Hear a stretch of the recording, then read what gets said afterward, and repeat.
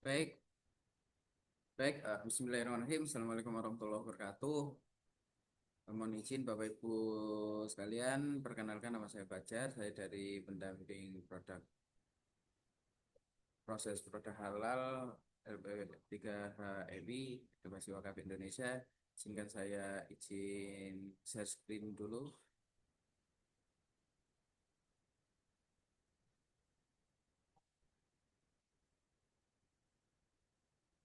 Baik, Bapak Ibu sekalian, eh, saya akan menyampaikan terkait pentingnya sertifikasi halal bagi pelaku UMKM. Jadi, apa sih yang menjadi urgensi dari pengajuan sertifikasi halal untuk pelaku usaha? Mungkin banyak yang bertanya, yes, pedagang kecil untuk apa sertifikasi halal dan lain-lain sebagainya. Padahal itu me- merupakan satu hal yang penting untuk keamanan konsumen dan lain-lain sebagainya. Baik, nah, berbicara sertifikasi halal itu sudah ada dasar hukumnya, ada dua, yaitu Undang-Undang Nomor 33 Tahun 2014 Pasal 4, yaitu produk yang masuk dan beredar di yang diperdagangkan di wilayah Indonesia wajib bersertifikat halal, entah itu makanan, entah obat-obatan dan lain-lain sebagainya. Selanjutnya ada Peraturan Pemerintah Nomor 42 Tahun 2024 Pasal 98, yaitu kewajiban bersertifikat halal bagi pelaku usaha mikro dan kecil, didasarkan atas pernyataan halal pelaku usaha mikro dan kecil. Jadi meskipun pelaku usahanya skala mikro dan kecil itu sudah diwajibkan oleh pemerintah. Nah, ngapain sih repot-repot ngurus sertifikasi halal? Nah, mungkin ada yang bertanya seperti itu untuk pelaku usaha. Jadi salah satunya bisa kita jelaskan bahwasanya lebih repot lagi kalau kita harus kalau pelaku usaha itu menjelaskan dan meyakinkan ke semua pelanggan bahwasannya bahan-bahan baku proses pembuatan produk Anda itu ya halal gitu loh. Kan susah juga karena tidak ada bukti tertulis. Bukti yang apa ya, bisa dilihat dan belum tentu pelanggan yakin karena itu klaim sepihak dari Anda. Jadi harus ada bukti bahwasanya ini benar-benar halal. Produk Anda itu benar-benar halal. Salah satunya ya memang harus ada sertifikat halal. Seperti itu. Baik.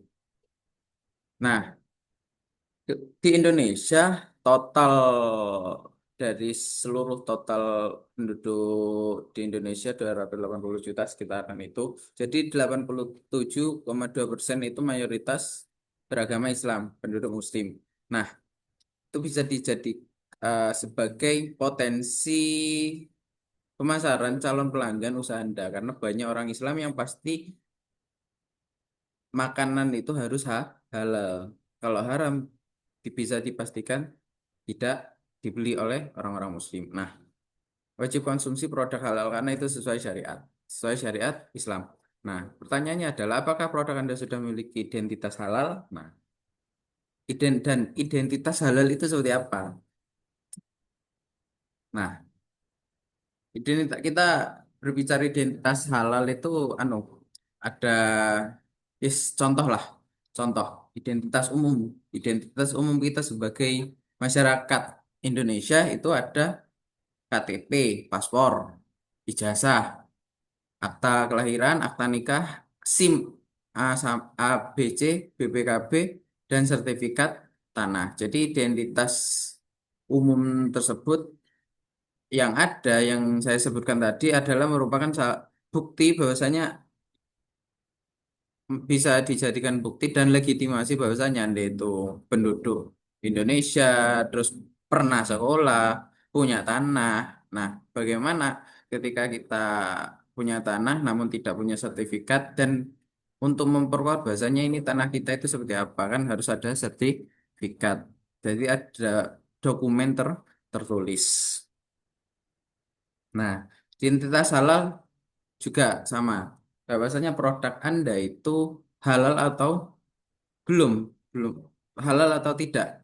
Jadi dibuktikan oleh sertifikat halal. Jadi pelanggan melihat sertifikat halal Anda itu langsung yakin, langsung nyaman, dan langsung senang. Nah, bagi pengusaha, kepercayaan itu hal utama dan mahal karena sumber penghasilan berkelanjutan. Jadi ketika pelanggan Anda itu sudah nyaman, sudah merasa aman terhadap produk yang Anda jual. Jadi apa namanya sudah dipastikan selanjutnya pelanggan itu akan beli ke Anda seterusnya. Nah, bagaimana cara mengurus sertifikasi halal bagi usaha mikro kecil? Syaratnya mudah. KTP pasti itu Bu, Bapak Ibu. Jenis produk maksimal 10 varian yang gratis. Merek produk. Jadi harus ada nama mereknya Bapak Ibu, semisal kedai apalah, terus angkringan inilah, itulah, dan lain sebagainya. Yang keempat, foto produk. Jadi foto produk itu di foto satu-satu dan nanti ada ditulis produknya apa, namanya apa. Misal es teh, terus es jeruk, dan lain-lain sebagainya. Yang kelima, foto tempat produksi. Jadi, yang keenam, NIB dan sekaligus KPLI-nya. Kalau belum punya, bikin dulu NIB-nya di oss.go.id. Nah, dan omsetnya itu harus kurang dari 15 miliar. Kalau lebih 15 miliar, 15 miliar atau lebih itu sudah kategori menengah dan besar. Tergantung nanti. Jadi seperti itu, Bu, Bapak Ibu. Nah, berapa biaya mengurus sertifikasi halal bagi UMK? Nah,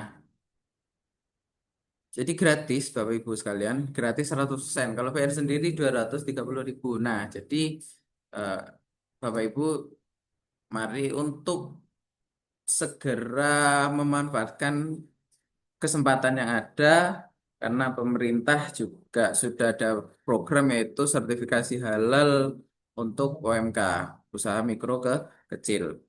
Jadi, nah, apa saja jenis produk yang dapat fasilitasi sertifikat halal gratis?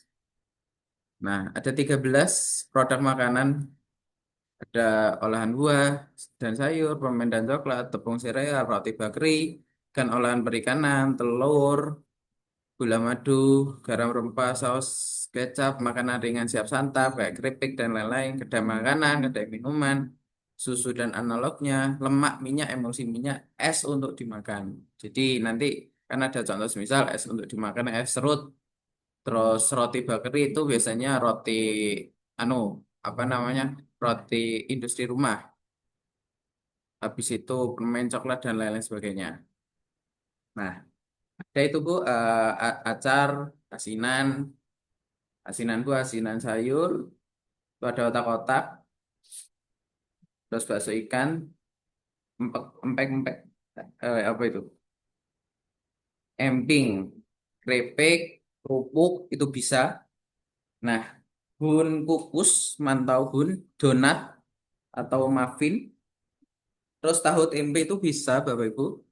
Produk olahan dari tahu kedelai, dari kedelai, telur asin itu bisa, saus tomat, terambulan, salad, pai susu atau buah bisa, kokoa, bubuk, jadi bubuk entah itu ya bubuk coklat lah, kue kering, kue basah, roti, gado-gado, celan itu bisa. Nah, itu Bu. Jadi gambarannya Bapak Ibu, gambaran dari produk yang bisa diajukan sertifikasi halal itu yang tadi saya jelaskan. Nah, ada 6 jenis produk. Apa itu? Konsentrat buah, aneka minuman, produk jus, kopi, teh, minuman tradisional, jamu, susu, campuran susu. Nah, ada jus buah, milkshake, es krim, sirup, yogurt, squash, coklat, kopi, dan lain-lain sebagainya. Untuk 13 jenis warung makan bisa Bapak Ibu lihat di slide yang apa namanya yang ada di depan